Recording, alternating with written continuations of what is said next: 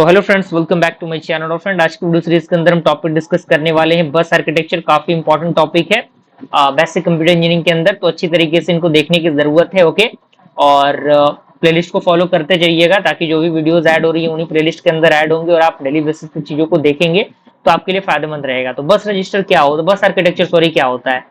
तो पॉइंट कह रहा है कि बस is a set of wires that is used to connect the different internal component of a computer system for transforming data, address and control। यानी जो बस होता है वो सेट ऑफ वायर्स होते हैं जिनका हम यूज करते हैं कनेक्ट करने के लिए डिफरेंट इंटरनल कंपोनेंट को कंप्यूटर के सिस्टम के, जो क्या करता है ट्रांसफर करता है डेटा को, एड्रेस को और कंट्रोल को। Okay, and there may be several buses in a computer system broadly divided into categories. यानी अलग अलग टाइप के बसेस हैं जिनको अलग अलग टाइप पे डिवाइड किया जाता है। सबसे पहले आपका आता है सीरियल बस। तो इसके अंदर कह रहा है कि in serial bus only one bit of the data is transferred at a time. यानी सीरियल बस के अंदर केवल एक ही बिट जो डेटा होता है वो एक समय पे ट्रांसफर्ड होता है।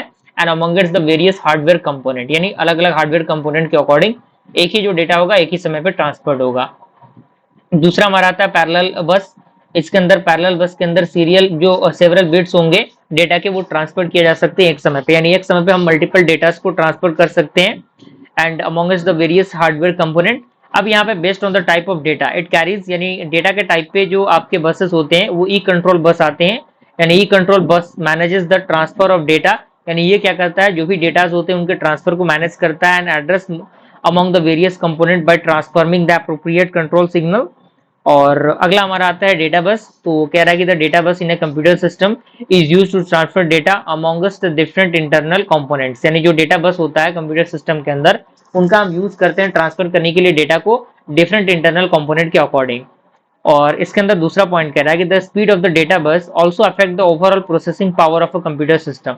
यानी जो आपका स्पीड होता है डेटा बस का वो अफेक्ट करता है जो भी ओवरऑल प्रोसेसिंग होता है पावर ऑफ कंप्यूटर सिस्टम का, उनको अफेक्ट करता है। दूसरा पॉइंट कह रहा है कि the modern computer system uses 32 bits data buses for the data transfer. यानी आज के दौर पे जो मॉडर्न कंप्यूटर है वो 32 बिट डेटा को यूज कर रहे हैं, डेटा बेसिस को, डेटा को ट्रांसफर करने के लिए। एंड अगला पॉइंट कह रहा है कि दिस मीन, इसका मतलब ये है कि these buses can transfer 32 bits of the data eight a time. इसका मतलब ये है कि ये जो आपके बसेस हैं वो क्या कर सकते हैं, 32 बिट्स डेटा को एक समय पे क्या कर सकते हैं, ट्रांसफर कर सकते हैं। क्लियर? अब यहाँ पे एक टर्म आता है एड्रेस बस का। ये क्या होता है, तो कह रहा है कि the address bus is also known as the memory bus. यानी एड्रेस बस को हम लोग मेमोरी बस के नाम से जानते हैं। And it transfer the memory address for reading and rights a memory operation. यानी ये ट्रांसफर करता है मेमोरी के एड्रेस को, किसके लिए, मतलब पढ़ने के लिए और लिखने के लिए मेमोरी के ऑपरेशंस को।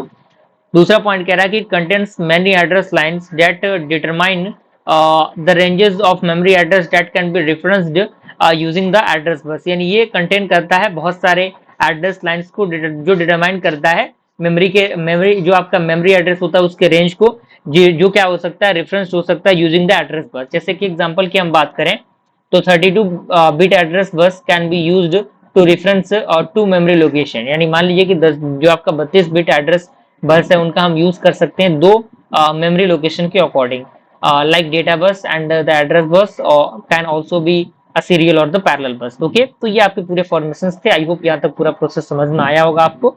मिलते हैं अगले वीडियो में। Thank you.